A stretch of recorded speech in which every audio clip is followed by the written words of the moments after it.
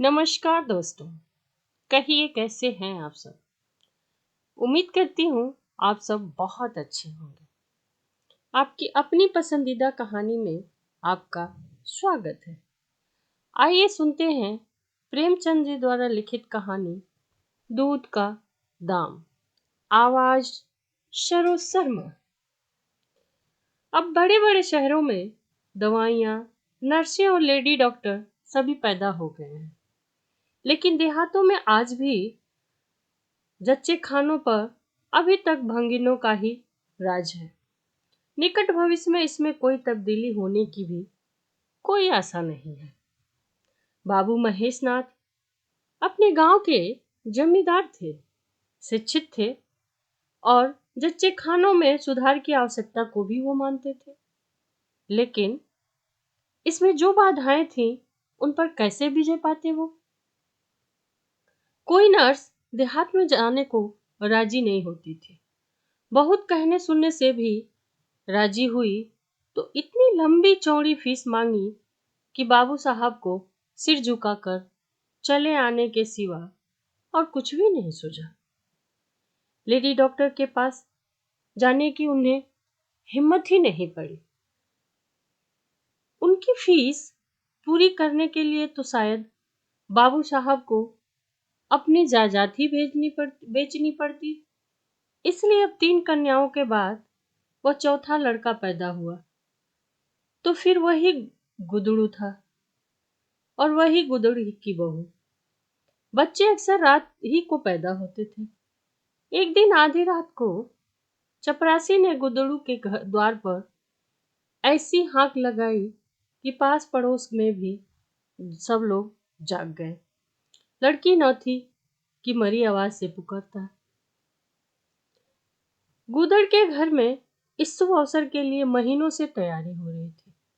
भय था तो यही कि बेटी न हो जाए, नहीं तो वही बंधा हुआ 1 रुपया और 1 साड़ी मिलकर रह जाएगी। इस विषय में स्त्री पुरुष में कितनी ही बार झगड़ा हो चुका था। शर्त भी लग चुकी थी। स्त्री कहती, अगर अब की बेटा न हो तो मुंह न दिखाऊंगी। हाँ हाँ, मुंह नहीं दिखाऊंगी, सारे लक्षण बेटे के ही हैं। और गुदड़ कहता था, देख लेना, बेटी ही होगी और बीच खेत बेटी होगी। बेटा निकले तो मूछें मुड़वा लूंगा। हाँ हाँ, मैं मूछें मुड़वा लूंगा।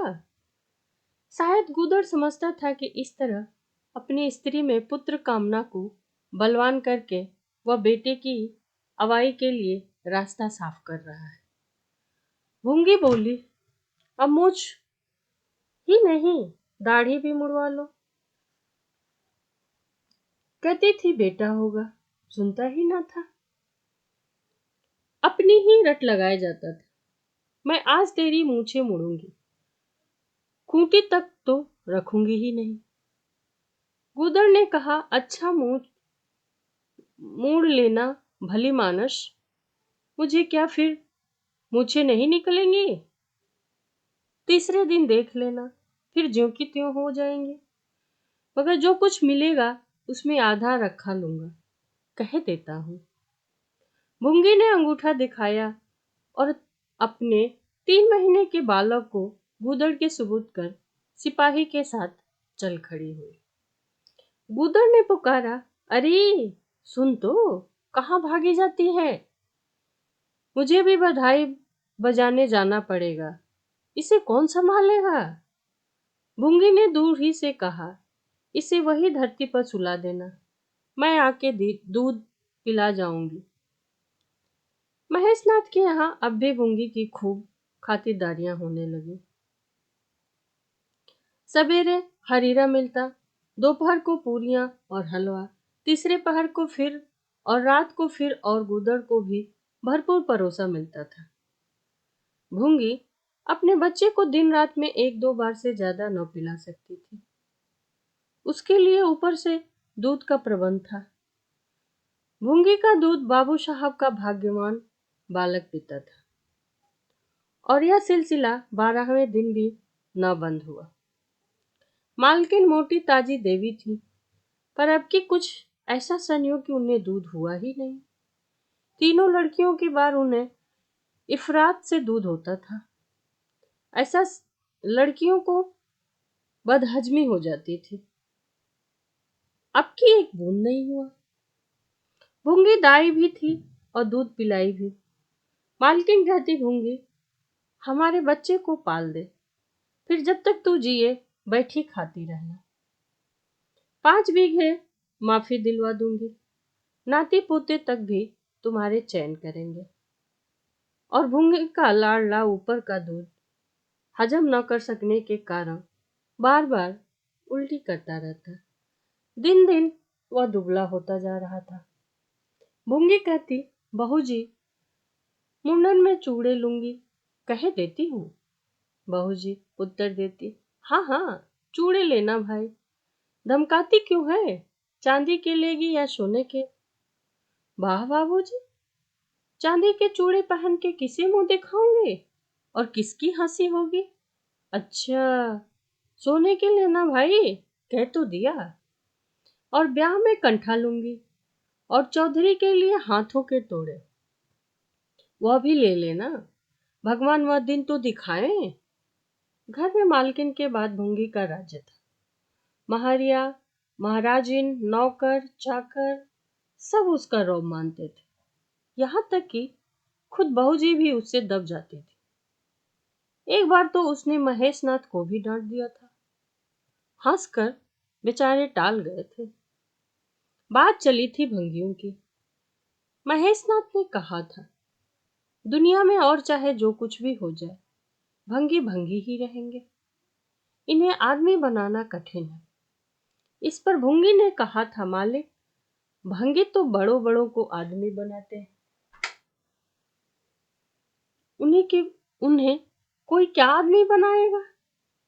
यह गुस्ताखी करके किसी दूसरे अवसर पर भला भुंगी के सिर के बाल बच सकते थे, लेकिन आज बाबू साहब ठठाकर हंसे और बोले, भुंगी बात बड़े पते की कहती है। भुंगी का शासनकाल साल भर से आगे न चल सका। देवताओं ने बालक के भंगिन का दूध पीने पर आपत्ति की। मोटेराम शास्त्री तो प्रायश्चित का प्रस्ताव कर बैठे। दूध तो छुड़वा दिया गया, लेकिन प्रायश्चित की बात हंसी में उड़ गई। महेशनाथ ने फटकार कर कहा, प्रायश्चित की खूब कही शास्त्री जी। कल तक तो उसी भंगिन का खून पीकर पला, अब उसमें छूत घुस गई है। बाहर है आपका धर्म। शास्त्री जी शिखा फटकाकर बोले। शिखा का मतलब यहाँ पे चोटी होता है। पहले के पंडित जी लोग लंबी लंबी चोटियां रखते थे। मतलब शास्त्री जी चोटी फटकाकर बोलते हैं, यह सत्य है, वह कल तक भंगिन का रक्त पीकर पला, मांस खाकर पला। यह भी सत्य है, लेकिन कल की बात कल थी, आज की बात आज है। जगन्नाथपुरी में छूत अछूत सब एक पंगत में खाते हैं, पर यहाँ तो नहीं खा सकते ना। बीमारी में तो हम भी कपड़े पहने खा लेते हैं, खिचड़ी तक खा लेते हैं बाबूजी, लेकिन अच्छे हो जाने पर तो नेम का पालन करना ही पड़ता है ना। अब धर्म की बात न्यारी है, तो इसका यह अर्थ है कि धर्म बदलता रहता है, कभी कुछ और कभी कुछ। और क्या, राजा का धर्म अलग, प्रजा का धर्म अलग, अमीर का धर्म अलग, गरीब का धर्म अलग। राजा महाराजा जो चाहे खाएं, जिसके साथ चाहे खाएं, जिसके साथ चाहे शादी ब्याह करें, उनके लिए कोई बंधन नहीं है। समर्थ पुरुष हैं, बंधन तो मध्यम वालों के लिए है। प्रायश्चित तो न हुआ, लेकिन भुंगी को गद्दी से उतरना पड़ा। हाँ, दान दक्षिणा इतना मिला कि अकेले ले न जा सके, और सोने के चूड़े भी मिले। एक की जगह 2 नई सुंदर साड़ियां, मामूली नैन सुख की नहीं, जैसी लड़कियों के बार मिली थी। इसी साल प्लेग ने जोर बांधा और गूदड़ पहले ही चपेट में आ गया। भुंगी बेचारी अकेली रह गई, पर गृहस्थी ज्यों की त्यों चलती रही। लोग ताक लगाए बैठे थे कि भूंगी अब गई, फला भंगी के से बातचीत हुई। चौधरी आए, लेकिन भूंगी न कहीं आई न कहीं गई। यहाँ तक कि 5 साल बीत गए और उसका बालक मंगल दुर्बल और सदा रोगी रहने पर भी दौड़ने लगा। सुरेश के सामने पिद्दी सा लगता था। एक दिन भूंगी महेश नाथ के घर पर एक दिन भूंगी महेश नाथ के घर का परनाला साफ कर रही थी। महीनों से गलीच जमा हो गया था। आंगन में पानी भरने लगा था, पर नाले में एक लंबा मोटा बांस डालकर जोर से हिला रही थी। पूरा दाहिना हाथ परनाले के अंदर था कि एकाएक उसने चिल्लाकर हाथ बाहर निकाल लिया और उसी वक्त एक काला सांप परनाले से निकलकर भागा। लोगों ने दौड़कर उसे मार तो डाला, लेकिन भूंगी को न बचा सके। समझे पानी का सांप है, विषैला न होगा, इसलिए पहले कुछ गलतफहमी हो गई। जब विष देह में फैल गया और लहरें आने लगी, तब पता चला कि वह पानी का सांप नहीं, गेहूं सांप था। मंगल अब अनाथ था। दिन भर महेश बाबू के द्वार पर मंडराया करता। घर में जूठन इतना बचता था कि ऐसे ऐसे 10-5 बालक पल सकते थे। खाने की कोई कमी भी न थी। हाँ, उसे तब बुरा जरूर लगता था जब उसे मिट्टी के कसूरों में ऊपर से खाना दिया जाता था। सब लोग अच्छे अच्छे बर्तनों में खाते हैं, उसके लिए मिट्टी के कसूरे। यूं उसे इस भेदभाव का बिल्कुल ज्ञान न होता था, लेकिन गांव के लड़के चिढ़ा चिढ़ा कर उसका अपमान करते रहते थे। कोई उसे अपने साथ खेलने भी नहीं देता था। यहाँ तक कि जिस टाट पर वह सोता था वह भी अछूत था। मकान के सामने एक नीम का पेड़ था। इसी के नीचे मंगल का डेरा था। एक फटा सा टाट का टुकड़ा, 2 मिट्टी के कसूरे और एक धोती जो सुरेश बाबू की उतरन थी। जाड़ा, गर्मी, बरसात, हर एक मौसम में वह जगह जगह एक सी आरामदेह थी और भाग्य का बलि मंगल झुलसती हुई लू, लगते हुए जाड़े और मूसलाधार वर्षा में भी जिंदा और पहले से कहीं स्वस्थ था। बस उसका कोई अपना था तो गांव का एक कुत्ता, जो अपने सहवर्गियों के जुल्म से दुखी होकर मंगल की शरण में आ गया था। दोनों एक ही खाना खाते, एक ही खाट पर सोते, तबीयत भी दोनों की एक सी थी। दोनों एक दूसरे के स्वभाव को जान गए थे। कभी आपस में झगड़ा नहीं होता था। गांव के धर्मात्मा लोग बाबू साहब की इस उदारता पर आश्चर्य करते। ठीक द्वार के सामने 50 हाथ भी न होगा। मंगल का पड़ा रहना उसे 16 आने धर्म विरुद्ध जान पड़ता था। छी, यही हाल रहा तो थोड़े ही दिनों में धर्म का अंत हो जाएगा। भंगी को भी भगवान ने ही रचा है, यह हम भी जानते हैं। उसके साथ हमें किसी तरह का अन्याय नहीं करना चाहिए। यह किसी नहीं मालूम। भगवान का तो नाम ही पतित पावन है, लेकिन समाज की मर्यादा भी कोई वस्तु है। उस द्वार पर जाते हुए संकोच होता है। गांव के मालिक हैं, जाना तो पड़ता ही है, लेकिन बस यही समझ लो कि घृणा होती है। मंगल और टॉमी में गहरी बनती थी। मंगल कहता, देखो भाई टॉमी, जरा और खिसक कर सो। आखिर मैं कहाँ लेटूं? सारा टाट तो तुमने घेर लिया। टॉमी कू करता, दुम हिलाता और खिसक जाने के बदले और ऊपर चढ़ जाता एवं मंगल का मुंह चाटने लगता। शाम को वह एक बार रोज अपना घर देखने और थोड़ी देर रोने जाता। पहले साल फूस का छप्पर गिर पड़ा, दूसरे साल एक दीवार गिरी और अब केवल आधी आधी दीवारें खड़ी थी, जिनका ऊपरी भाग नुकदार हो गया था। यही उसे स्नेह की हिम्मत मिलती थी। वही स्मृति ही आकर्षण, वही प्यार उसे एक बार उस उजड़ू में खींच ले जाता था। टॉमी सदैव उसके साथ होता था। मंगल नोकदार दीवार पर बैठ जाता और जीवन के बीते और आने वाले स्वप्न देखने लगता और बार बार उछलकर उसकी गोद में बैठने की असफल चेष्टा करता। एक दिन कई लड़के खेल रहे थे। मंगल भी दूर खड़ा हो गया। या तो सुरेश को उस पर दया आई या खेलने वालों की जोड़ी पूरी न पड़ती थी। वह कह नहीं सकते हम। जो कुछ भी हो, तजवीज की आज मंगल को भी खेल में शरीक कर लिया जाए। यहाँ कौन देखने आता है? क्यों रे मंगल, खेलेगा? मंगल बोला, ना भैया, कहीं मालिक देख लें तो मेरी चमड़ी उधेड़ दी जाएगी। तुम्हें क्या, तुम तो अलग हो जाओगे। सुरेश ने कहा, तो यहाँ कौन आता है देखने? चल, हम लोग सवार सवार खेलेंगे। तू घोड़ा बनेगा, हम लोग तेरे ऊपर सवारी करके दौड़ेंगे।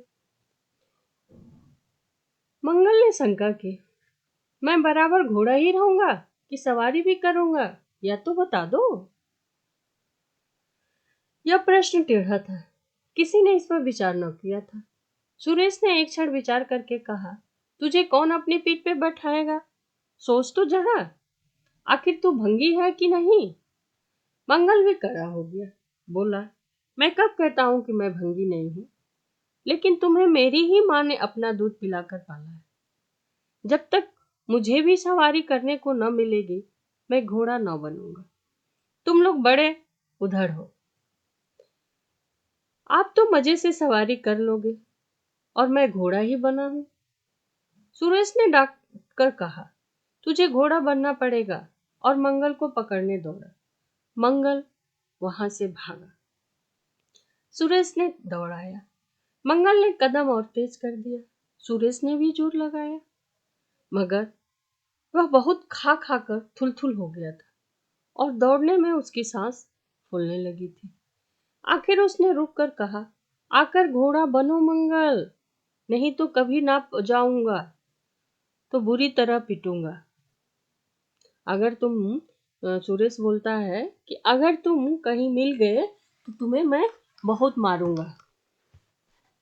तुम्हें भी घोड़ा बनना पड़ेगा, मंगल बोलता है। अच्छा, हम भी बन जाएंगे, सुरेश बोलता है। तो पीछे से निकल जाओगे, पहले तुम घोड़ा बन जाओ, मैं सवारी कर लूं, फिर मैं बनूंगा। मंगल यह बात बोल रहा था। सुरेश ने सचमुच चकमा देना चाहा था। मंगल की बात सुनकर, मुतावला सुनकर साथियों से बोला, देखते हो इसकी बदमाशी, भंगी है ना, इसलिए ऐसा बोल रहा है। तीनों ने मंगल को घेर लिया और उससे जबरदस्ती घोड़ा बना दिया। सुरेश ने चटपट उसकी पीठ पर आसन जमा लिया और टिक टिक करके बोला, चल मेरे घोड़े टिक टिक टिक, चल मेरे घोड़े टिक टिक टिक। मंगल कुछ देर तक तो चला, लेकिन उस बोझ से उसकी कमर टूट जाती थी। उसने धीरे से पीठ सिकोड़ी और सुरेश की रान के नीचे से सरक गया। रांग मतलब दोनों पैरों के बीच से। सुरेश महोदय बद से नीचे गिर पड़े और भोंपू बजाने लगे। माँ ने सुना कि सुरेश कहीं रो रहा है। सुरेश कहीं रो रहा है तो उसके तेज कानों में जरूर भनक पड़ जाती थी और उसका रोना भी बिल्कुल निराला होता था, जैसे छोटी लाइन के इंजन की आवाज। माहरी से बोली, देख तो, सुरेश कहीं रो रहा है, पूछो तो किसने मारा उसे। इतने में सुरेश खुद आंखें मलता हुआ वहां पे आ गया। उसे जब रोने का अवसर मिलता था तो माँ के पास फरियाद लेकर चला जाता था। माँ मिठाई या मेवे देकर आंसू पोंछ देती थी। आप थे तो 8 साल के, मगर थे बिल्कुल गावदी। हद से ज्यादा प्यार ने उसकी बुद्धि के साथ वही किया था जो हद से ज्यादा भोजन शरीर के साथ करता है। माँ ने पूछा, क्यों रोता है सुरेश, किसने मारा तुझे? सुरेश ने रोकर कहा, मंगल ने छू दिया। माँ को विश्वास न आया। मंगल इतना निरीह था कि उससे किसी तरह की शरारत की शंका नहीं की जा सकती थी। लेकिन जब सुरेश कस्में खाने लगा तो विश्वास करना लाजमी हो गया। मंगल को बुलाकर डांटा, क्यों रे मंगल, अब तुझे बदमाशी सूझने लगी है? मैंने तुझसे कहा था ना, सुरेश को कभी मत छूना, याद है कि नहीं? बोल। मंगल ने दबी आवाज से कहा, याद क्यों नहीं है काकी? तो फिर तूने उसे क्यों छुआ? मैंने नहीं छुआ काकी। तूने नहीं छुआ तो वह रोता क्यों है? फिर गिर पड़े, इससे रोने लगे। मंगल बोला कि सुरेश गिर पड़ा, इससे रोने लगा। चोरी और सीना जोरी करता है। देवी जी दांत पीस कर रह गई। मारती तो उसी दम स्नान करना पड़ता। खड़ी तो हाथ में लेनी ही पड़ी और छूत का विद्युत प्रवाह इस छड़ी के रास्ते उसकी देह से पैवत हो जाता है। इसलिए जहां तक हो गालियां दे सके दी और हुक्म दिया कि अभी यहां से निकल जा। फिर जो इस द्वार पर तेरी सूरत नजर आई तो खून ही पी जाऊंगी तेरे। मुफ्त की रोटियां खा खा कर शरारत सूझती है तुझे? मंगल गैरत क्या थी, हाँ डर था। चुपके से उसने अपने सिकोरे उठाए, टाट का टुकड़ा बगल में दबाया, धोती कंधों पर रखी और रोता हुआ वहां से चला गया। अब यह यहाँ कभी नहीं आएगा। यही तो होगा कि भूखों मर जाएगा। क्या हरज है, इस तरह जीने से फायदा ही क्या? गांव में उसके लिए कहाँ ठिकाना है? भंगी को कौन पनाह देता है? उसी खंडहर की ओर चला जहां भले दिनों की स्मृतियां उसके आंसू पोंछ सकती थी। खूब फूट फूट कर रोया। उसी क्षण टामी भी उसे ढूंढता हुआ पहुंचा और दोनों अपनी अपनी व्यथा में भूल गए। ज्यों ज्यों दिन का प्रकाश क्षीण होता जाता, मंगल की ग्लानि भी क्षीण होती गई। बचपन को बेचैन करने वाली भूख देह का रक्त पी पी कर और भी बलवान हो जाती है। आंखें बार बार किशोरों की ओर उठ जाती। वहां तक अब सुरेश की जूठी मिठाइयां मिल गई होती। यहाँ क्या धूल फाके? उसने टामी से सलाह की कि खाओगे क्या टामी?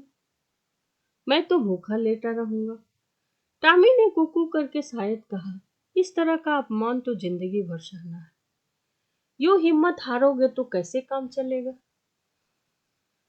मुंह देखो ना, कभी किसी ने डंडा मारा? चिल्ला उठा, फिर जरा देर बाद दुम हिलाता हुआ उसके पास जा पहुंचा। हम तुम दोनों इसलिए बने हैं भाई। मंगल ने कहा तो तुम जाओ, जो कुछ मिले खा लेना, मेरी परवाह मत करना। टामी ने अपनी स्वर्ण भाषा में कहा, अकेला नहीं जाता, तुम्हें साथ लेकर ही चलूंगा। मंगल बोला, मैं नहीं जाता। टामी, तो मैं भी नहीं जाता। भूखों मर जाओगे तो क्या तुम जीते रहोगे? मेरा कौन बैठा है जो रोएगा? यहाँ भी वही हाल है भाई। क्वार में जिस कुतिया से प्रेम किया था उसने बेवफाई की और अब कल्लू के साथ है। खैरियत यही हुई कि अपने बच्चों को लेती गई, नहीं तो मेरी जान गाढ़े में पड़ जाती। 5-5 बच्चों को कौन पालता? टॉमी बोलता है। एक क्षण के बाद भूख ने एक दूसरी युक्ति सोच निकाली। मालकिन हमें खोज रही होंगी। क्या टॉमी? और क्या, बाबूजी और सुरेश खा चुके होंगे। कहाँ ने उसकी थाली से जूठन निकाल लिया होगा और हमें पुकार रहा होगा। टॉमी बोला। मंगल, बाबूजी और सुरेश दोनों की थालियों में घी खूब रहता है और वह मीठी मीठी चीजें, हाँ मलाई, सबका सब भूरे पर डाल दिया जाएगा। देखें हमें खोजने कोई आता है या नहीं? मंगल बोलता है। खोजने कौन आएगा? क्या कोई पुरोहित हो तुम? एक बार मंगल मंगल होगा और बस थाली पर नाले में उड़ेल दी जाएगी। अच्छा तो चले, मगर मैं छिपा रहूंगा। अगर किसी ने मेरा नाम लेकर न पुकारा तो मैं लौट आऊंगा, यह समझ लो। दोनों वहां से निकले और आकर महेशनाथ के द्वार पर अंधेरे में दबक कर खड़े हो गए। मगर टामी को सब्र का, वह धीरे से अंदर घुस गई। देखा कि महेश और सुरेश थाली पर बैठ गए हैं। बरोठे में धीरे से बैठ गया, मगर डर रहा था कि कहीं कोई डंडा न मार दे उसे। नौकर में बातचीत हो रही थी। एक ने कहा, आज मंगलवार नहीं दिखाई दिया। मालकिन ने डांटा था, इससे भागा है शायद। दूसरे ने जवाब दिया, अच्छा हुआ निकाल दिया गया। सवेरे सवेरे भंगी का मुंह देखना पड़ता था। मंगल और अंधेरे में खिसक गया। आशा गहरे जल में डूब गई। महेश नाथ थाली से उठ गए। नौकर हाथ धुला रहा है। अब हुक्का पिएंगे और सोएंगे। सुरेश अपनी माँ के पास बैठा कोई कहानी सुनाता सुनाता सो गया। गरीब मंगल की किसे चिंता है। कुछ देर तक वह निराशा सा वहां खड़ा रहा। फिर एक लंबी सांस खींचकर जाना ही चाहता था कि कहार पत्तल में थाली का जूठन ले आता नजर आया। मंगल अंधेरे से निकलकर प्रकाश में आ गया। अब मन को कैसे रोके। कहार ने कहा, अरे तू यहाँ था। हमने समझा कि कहीं चला गया। ले खा ले, मैं फेंकने के लिए जा रहा था। मंगल ने दीनता से कहा, मैं तो बड़ी देर से यहीं खड़ा था। तो बोला क्यों नहीं। डर के मारे नहीं बोला चाचा। अच्छा, तो ले खा ले। उसने पत्तल को ऊपर उठाकर मंगल के फैले हुए हाथों में डाल दिया। मंगल ने उसकी ओर ऐसी आंखों से देखा जिसमें दीन कृतज्ञता भरी हुई थी। टामी भी अंदर से निकल आया था। दोनों वहीं नीम के नीचे पत्तल में खाने लगे। मंगल ने एक हाथ से टॉमी का सिर सहलाकर कहा, देखा, पेट की आग ऐसी होती है। यह लात की मारी हुई रोटियां भी न मिलती तो क्या करते। टॉमी ने धीरे से अपना दुम हिला दिया। सुरेश को अम्मा ने पाला था। टॉमी ने फिर दुम हिलाई। लोग कहते हैं दूध का दाम कोई नहीं चुका सकता, और मुझे दूध का यह दाम मिल रहा है। टॉमी ने धीरे से फिर अपना दुम हिलाया और खाना खाकर वे दोनों अपने टूटी हुई मड़ई में चले गए। तो देखा दोस्तों, पहले समय में हमारे समाज में कुरीतियां इतनी व्याप्त थी कि इस तरह से व्यवहार किए जाते थे। जैसे जैसे शिक्षा बढ़ी, लोगों के व्यवहारों में भी परिवर्तन आया। आज समाज में ऐसा नहीं है, कहीं भी इस तरह का नहीं है। लेकिन शिक्षा बहुत जरूरी है, हर वर्ग के लिए, हर बच्चे के लिए। तो धन्यवाद दोस्तों। कहानी अच्छी लगी हो तो लाइक, कमेंट, शेयर और सब्सक्राइब करना ना भूलें। मिलते हैं एक और नई कहानी के साथ। तब तक के लिए खूब खुश रहें, मस्त रहें, व्यस्त रहें।